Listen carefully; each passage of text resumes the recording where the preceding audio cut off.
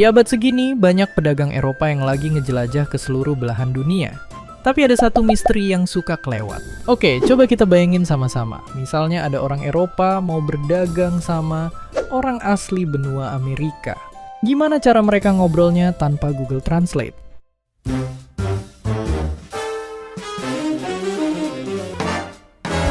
Jawabannya, pakai penerjemah. Yang gilanya, kadang diculik dan dipaksa belajar bahasa.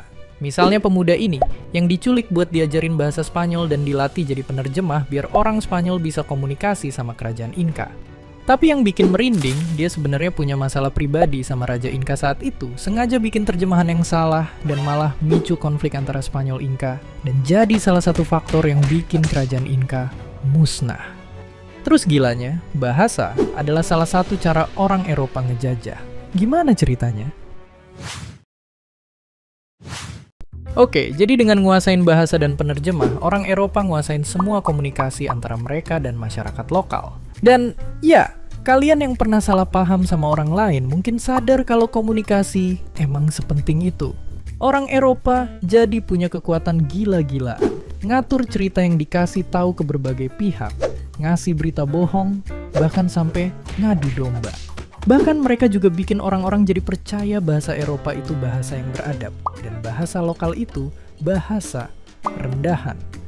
Contohnya bisa kita lihat di negara kita sendiri. Pas lagi ngejajah Indonesia, Belanda bikin sistem sekolah yang cuma ngajarin bahasa Belanda ke elit lokal tertentu. Jadi cuma segelintir orang yang bisa komunikasi sama pemerintah penjajah. Atau di India.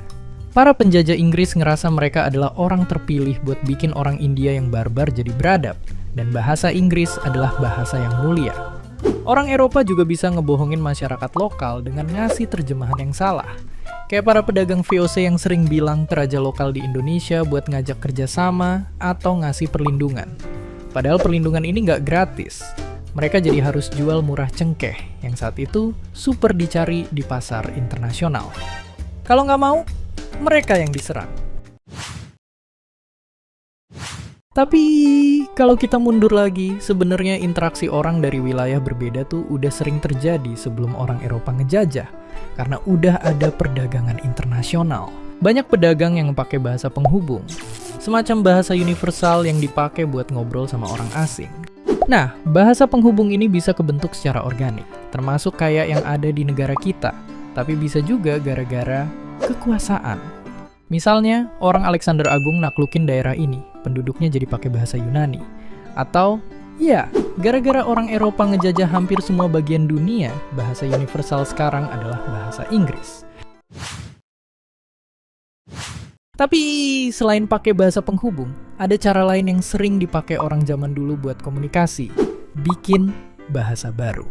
Di Amerika, dulu ada banyak pendatang buat jadi penambang emas. Biar mereka bisa ngobrol satu sama lain, mereka bikin bahasa baru, campuran dari bahasa suku Indian, bahasa Inggris, dan bahasa Prancis.